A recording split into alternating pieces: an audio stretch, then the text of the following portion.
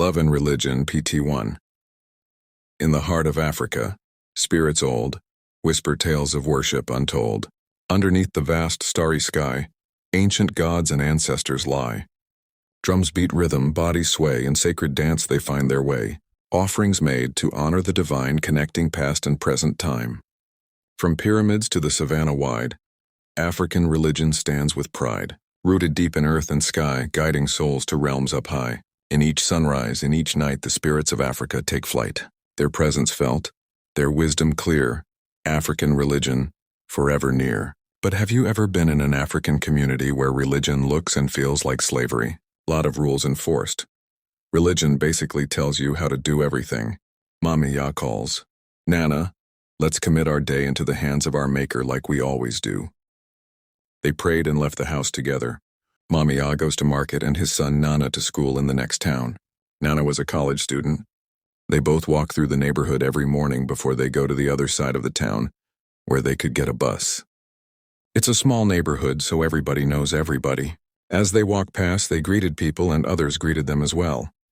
Whenever they walked through the neighborhood, he felt bad seeing young people starving in the name of fasting. He knew people dying of hunger and others dying from sicknesses and infections they could have avoided and treated, but because of the rules in a religion, nothing is done.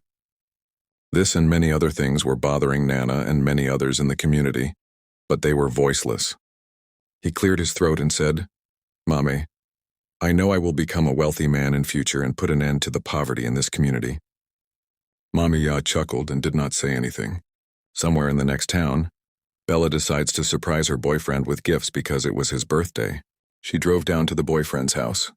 Bella met her boyfriend with another woman. They were smooching and romancing in the couch. Bella screamed. The champagne, together with the other gifts she was holding, felt and broke. Adu, her boyfriend, yelled at her. He said, What is wrong with you, Bella? Haven't I warned you never to come to my house unannounced? Get out, trembling, Bella retorted. I am so sorry. I just wanted to surprise you. Bella was trembling and crying. Adu yelled at her again, Get out, Bella. With a soft and shaking voice, Bella asked, Why do you keep doing this to me? All I have ever done is to love you. Adu yelled again, Are you my wife? Are we married? Besides, as an African man, I can take as many women as I want, and if you think you can't deal, bounce. Bella leaves in tears. She stops to look back, thinking maybe Adu followed her. She said to herself, He didn't even come after me. Oh my goodness. She ran to her car and called her friend on phone to tell her what she saw. Her friend laughed and said, My friend, you don't hear word. This guy has been giving you a lot of red flags, but you ignore them and forgive him every time. You are just wasting your time with him. Why don't you learn from me? Just get yourself one young and energetic boy who will satisfy you and concentrates on you. You are rich and you can afford 10 of such boys. It's not like you need help from a man or something. You have your own company, house, cars, girl. Do you think your staff will look at you as someone who cries over a man? Madam, you are rich. Why are you allowing yourself to be treated this way by this guy? This guy will cheat on you and also take away your right of being angry. Who does that? My dear friend, you are alone in this relationship. Why don't you leave this guy and move on? Bella hanged up the call and said to herself, I can't do this anymore. I'm so done this time. She put her head on the steering wheel and cried herself to sleep. Bella wiped her tears and started her car, driving aimlessly through the streets. Her mind was a whirlwind of emotions, questioning her choices and self-worth. As she passed by familiar places, memories of happier times with Adu flooded her thoughts, making her heart ache with a mix of longing and betrayal. Meanwhile, Nana sat in his college classroom, unable to focus on the lecture. The images of suffering and injustice in his community haunted him, fueling a fire within him to make a difference. He scribbled notes furiously, outlining plans to address the poverty and lack of basic necessities plaguing his neighborhood, determined to bring about positive change. Mama Ya, back from the market, sat in her quiet home, reflecting on Nana's words earlier that morning. She knew her son's heart was in the right place, filled with compassion and a drive to help others. Deep down, she believed in his dreams and silently prayed for his success in transforming their community for the better. As the sun set on another day in Africa, the intertwined stories of Bella, Nana, and Mami Ya continued to unfold, each facing their own challenges and battles. Love and religion, two powerful forces shaping their lives, collided in unexpected ways, testing their faith, resilience, and beliefs in the face of adversity. Bella drove through the city streets, her mind clouded with doubts and heartache. The betrayal she experienced at Adu's hands weighed heavily on her, casting a shadow over the memories of their past happiness. She grappled with conflicting emotions of love and hurt, unsure of how to move forward from the shattered pieces of her relationship. Nana, fueled by a newfound determination, delved deeper into his plans to uplift his community. The sight of suffering and neglect spurred him on, igniting a passion within him to make a tangible difference. With a sense of purpose guiding his actions, he vowed to bring about positive change and alleviate the hardships faced by those around him. Mamiya, sitting in her tranquil home, pondered the words of her son and the aspirations he held for their neighborhood. She admired Nana's compassion and drive to help others, silently offering prayers for his success in his noble endeavors. Deep within her heart, she harbored hope for a brighter future shaped by Nana's unwavering commitment to improving their community. As the day drew to a close in Africa, the intertwined destinies of Bella, Nana, and Mamiya continued to unfold. Love and religion intersected in their lives, presenting challenges that tested their resilience and beliefs. Each faced their own trials and tribulations, navigating the complex tapestry of emotions and experiences that defined their journeys. Nana spotted a girl upon whom he harbored a crush. He called out, "Abina!" However, Abina disregarded Nana's call as she wished to distance herself from his religious affiliations. Abina's rejection stung Nana, leaving him pondering the complexities of love and relationships intertwined with religious beliefs. As he watched her walk away, he couldn't help but feel a sense of isolation, realizing that his devotion to his faith might be a barrier to connecting with others. Despite his inner turmoil, Nana remained steadfast in his convictions, finding solace in the strength of his beliefs even in the face of romantic challenges. Bella, still reeling from the heartbreak inflicted by Adu, found herself at a crossroads, torn between holding on to love and embracing self-respect.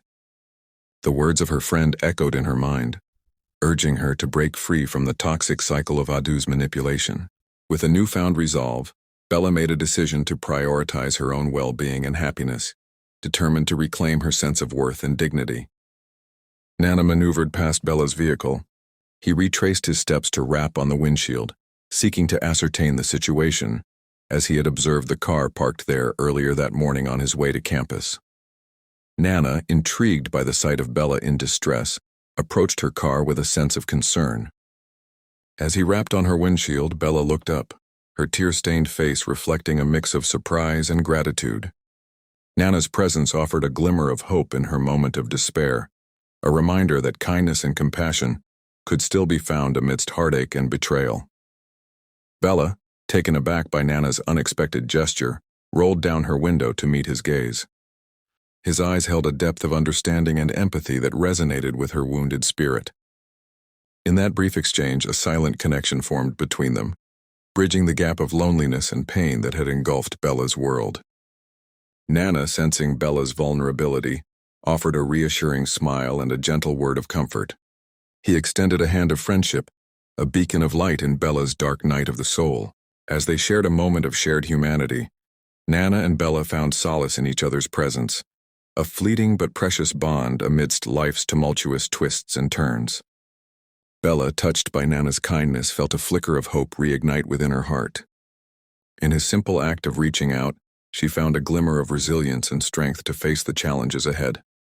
As they parted ways, a sense of gratitude lingered in Bella's soul, a reminder that love and compassion could heal even the deepest wounds of the heart. Nana, walking away from Bella's car, carried with him a sense of fulfillment and purpose. In that brief encounter, he had witnessed the transformative power of empathy and understanding, a reminder of the interconnectedness of human experiences. As he continued his journey, Nana vowed to embody compassion and kindness in all his interactions, inspired by the profound impact of a single act of care and concern. Bella, driving away from the scene, felt a newfound sense of resilience and determination stirring within her. Nana's unexpected presence had sparked a glimmer of hope in her heart, a reminder that love and healing could emerge from the most unexpected places. As she navigated the streets of her city, Bella embraced the promise of a brighter tomorrow, guided by the light of compassion and connection that had illuminated her path. As Bella navigated the roads, she recalled the counsel her friend had imparted and considered that Nana would be an ideal companion for her. With that thought in mind, she set off in search of Nana and made her way to a hotel. When Nana inquired about their destination, she remained reticent, offering no response. In the hotel room, Nana sat on the bed, immersed in his thoughts. Bella emerged from the bathroom and called out, "Nana, could you please recite your account number?" The shirtless Nana was roused from his reverie by her voice and promptly vocalized his number. Bella inquired, "Could you please share your location?" "I shall drive you home." Nana implored, "No, please, I beg you." "You may drop me off at the place where you found me. I can manage to return home on my own." He remained seated, appearing perplexed. Bella requested that he wait for her at the reception. Nana, feeling a mix of confusion and curiosity, complied with Bella's request to wait at the hotel's reception. As he sat there, his mind raced with questions about the unexpected turn of events. Bella's sudden appearance in his life stirred a sense of intrigue and uncertainty within him, leaving him pondering the significance of their encounter. Nana alighted from Bella's automobile. Bella remarked, "I shall contact you." Nana responded, "Very well, Ma." Bella drove away, leaving Nana in a state of bewilderment. What had just transpired? His phone emitted a soft beep. He perused a credit alert notification and mused, "Have I just commodified myself for 5,000? Am I now to be regarded as a sex worker? Oh dear. My mother will undoubtedly be furious if she discovers this. The priest will certainly learn of my indiscretions. I am unfamiliar with this woman. What if she is involved in some nefarious rituals? Nana, where have your principles gone? What have you done?" Nana arrives in his neighborhood and observes the children sitting idly. They appear famished. Concern washes over him. Upon returning home, he finds his mother seated in contemplation. Nana approached his mother, his eyes hopeful. "Good evening, Mommy," he said quietly. Mama Ya turned to him, her face etched with weariness. "My son," she whispered, her voice trembling slightly. "The market was empty today. Not a single coin earned." She hesitated, then gently touched his arm. "There's no food tonight. I'm so sorry." Nana's shoulders slumped, but he forced a small smile. "It's okay, Mommy," he replied softly, though his stomach growled faintly in protest. Mommy continued, "I'm not sure we can cover the exam fees tomorrow like we planned," Nana reassured. "Don't worry, Mommy. We'll manage. I've saved some money. Let me go buy us food." The children outside were also hungry. "I'll get something for them too." Nana's internal conflict reveals deep emotional turmoil stemming from a morally complex situation. He's torn between the instinct to protect the children from starvation and the societal religious stigma that will arise around his actions when it is revealed to the priest. His reference to a higher power, Almighty, suggests he's seeking absolution, indicating both desperation and a desire for moral clarity. While his actions arose from dire circumstances, the guilt implies he views intimacy for survival as conflicting with his values. This dichotomy between survival ethics and personal morality is central to his anguish. His plea for forgiveness reflects a need for self-compassion, as he's shouldering immense responsibility alone. Addressing this would require acknowledging his sacrifice while gently exploring alternative solutions to break the cycle of shame. Here's a narrative story based on the text from the image. Nana returned home, his arms laden with provisions and foodstuffs. The children, seeing the bounty, gathered around him, their eyes wide with anticipation. Nana, with a smile, shared drinks and biscuits among them, saving the rest to take inside. "Where did you get all this?" Mommy Ya asked, her voice filled with curiosity as he entered the house. "I met a friend at the market," Nana replied, "and he paid for them." Mom's face lit up with gratitude. "May God bless that friend of yours," she said, her voice sincere. Despite the blessings and the joy on the children's faces, Nana couldn't shake off a feeling of unease. He remained unhappy about the circumstances of the gifts, and his mood darkened, casting a shadow over the otherwise cheerful homecoming. The air crackled with anticipation that night. A monthly gathering transformed into something far more sinister. It was a night etched in dread, a night dedicated to the public punishment of sinners. A towering fire blazed in the center of the clearing, casting flickering shadows as the congregation danced around it, their chants growing louder, more fervent with each passing moment. Accusations rang out, each name hurled into the night air, marking another soul for retribution. Amidst the chaos, Nana stood resolute, clutching the crucifix with unwavering hands. He was a figure of grim authority, his presence a stark reminder of the consequences of transgression. As each sinner was dragged forward, Nana would raise the crucifix, its cold metal glinting in the firelight, a final plea for repentance before the lashes fell. Even as he performed his duty, a tremor ran through him, a disquieting unease at the heart of the spectacle. A wave of fear washed over him, the dread of being discovered a palpable weight in his chest. Almighty, I know I have sinned. I shouldn't have followed her to the hotel. I shouldn't have fornicated. Forgive me, I can't confess now. I don't deserve to touch your cross. I'm not wealthy of it. Nana prayed silently. He hesitated, his hand hovering just inches away from the crucifix, yet unable to bring himself to touch it. His friend, Dankwa, noticing the internal struggle etched on his face, swiftly moved to his side, urging him with subtle gestures to calm down and blend back into the bustling crowd. The priest, his eyes sharp and observant, also caught the peculiar exchange. A hush fell over the assembly as the priest raised his hand, silencing the murmurs. His gaze settled upon Nana, his voice resonating with a mixture of concern and inquiry. Why can't you touch the crucifix, Nana? Have you sinned? Before Nana could utter a word, his lips trembled, betraying the turmoil within. Finally, with a voice barely above a whisper, he managed to say, No, Papa, The rest of his words were lost in the sudden swell of emotions. The air hung heavy with unspoken tension. He had been unwell even before their arrival, a fact the man silenced with a sharp gesture. The man approached Nana, his gaze piercing, and repeated his question. Nana, trembling, lowered himself to his knees, the position of supplication ingrained in him. But his friend, standing just behind the man, shook his head subtly, a silent warning. Don't say anything, the gesture conveyed, even if you know something. Nana bowed his head, the weight of the impending lie pressing down on him. He cleared his throat, the sound rough in the stillness. Great one, he began, his voice strained. Who am I to sin before the Almighty? I am just not... He paused, took a deep, steadying breath, and then the lie tumbled out, a betrayal of his conscience and perhaps of something far greater. The next day dawned, and Nana found himself alone with his thoughts. A shadow fell across his solitude as his friend Dankwa approached, concern etched on his face. Nana, he began, his voice gentle but firm, you seem lost. Can you tell me what happened at the fire service last night? You know you can talk to me. Are you facing some challenges? Or did you do something? What happened? Nana looked up, meeting his friend's gaze. He hesitated, his mind a whirlwind of memories and emotions. Should he confide in him? Could he bear to share the burden of what had transpired? As he wrestled with his decision, a buzz from his phone broke the silence. It was a message from Bella, summoning him to a hotel the following day. The message hung in the air, adding another layer of complexity to his already troubled mind. The day was drawing to a close, and she found herself longing to spend the night with him. As he sat there reading, his friend Dankwa leaned over, stretching his neck in an attempt to catch a glimpse of the message. Nana noticed the intrusion and realized that his friend had already seen what she had written. A wave of anger washed over Nana, and he quickly typed a reply. I won't do that, he wrote, because I am not a sex worker.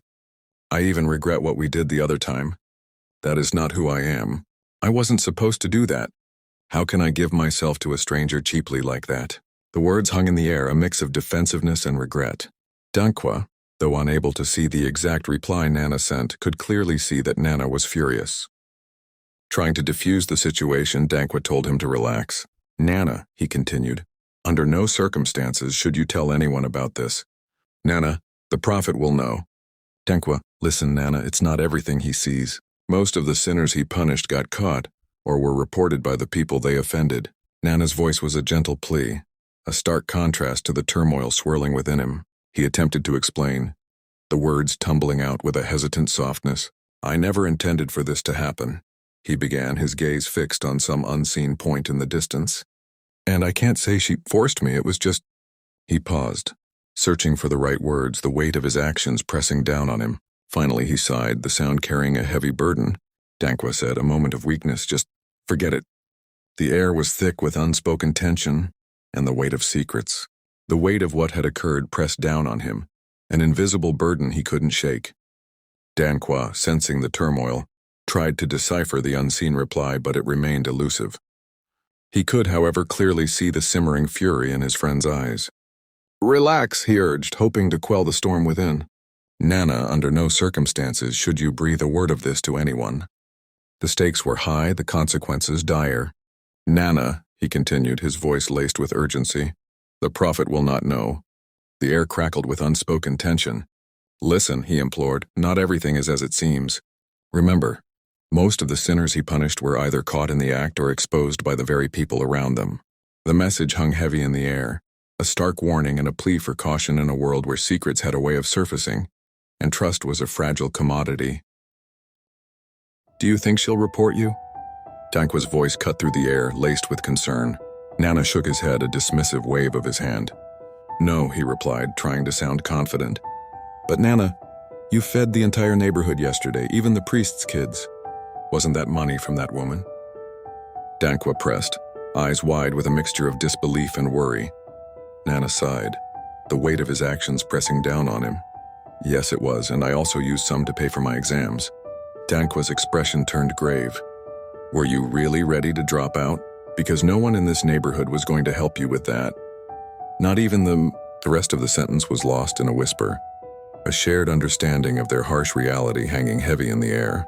In their small village, where poverty was a constant companion and strict rules governed their lives, people in the neighborhood often went to bed hungry.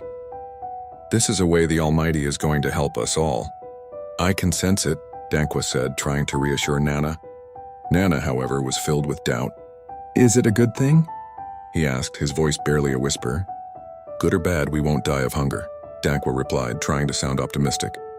"For me, I think it's a good thing." Nana's heart was heavy. "But I can't do it again," he confessed, his eyes reflecting the turmoil within. Even though he tried to push it away, he couldn't stop thinking about Bella. "She is a stranger, but I felt so relaxed around her," Nana admitted, his voice filled with a mix of longing and guilt. Dankwa simply listened, understanding the unspoken words and the difficult decision Nana had to make. He stared at the screen, the words blurring slightly. "You like her."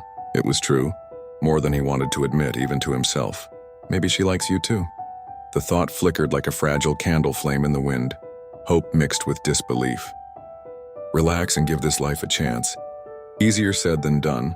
Life had been a struggle. He knew what his friend was getting at. He'd almost given up, almost dropped out like his friend had. "I know you want something better. The sacrifices your mother made, the endless shifts. See how you and your mother are struggling to see you through. Don't spoil this chance, my good friend." The words resonated deep within him. This chance at school, this chance at something more, this chance with her. "You are a good boy, Nana." A wave of emotion washed over him. He had to stay focused, keep working, keep hoping. "If you expose yourself, they will change your skin color for—" The message trailed off unfinished, but the point was clear. Don't mess this up. He took a deep breath, a resolve hardening in his chest. He would not spoil this chance. For his mother, for himself, and maybe, just maybe, for the neighbors too. He closed the messaging app, a new determination in his eyes. It was time to act. "Now tell me, how was she?" Dankwa's voice pressed, tinged with a salacious curiosity. "Was she good in bed? Did you have fun with her?" Nana spoke in a hushed tone, a stark contrast to the nature of the questions. "Goodness, Dankwa, you know my position in the church. I'm not supposed to be doing such things, not to talk of discussing it." His voice quivered with a mix of fear and exasperation. "What if someone hears us?" A sigh escaped his lips before he continued, a hint of calculation entering his voice. Dankwa said, "Make sure you do well next time so she can give you more money." A pause, then a final cutting remark. "Expensive lover boy, you were talking about giving yourself cheaply to her. You are not cheap, my friend. That money she gave you fed the entire neighborhood, paid your fees, and still have some for your upkeep." The word teased lingered in the air, a silent accusation.